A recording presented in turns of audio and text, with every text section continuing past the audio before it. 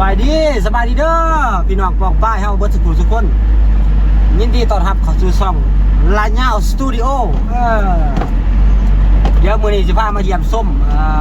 หมู่บ้านเนาะหมู่บ้านเก่าแก่หมู่บ้านแกงมะเขือเดี๋ยวเฮาไปส้มกันเลยพี่น้อง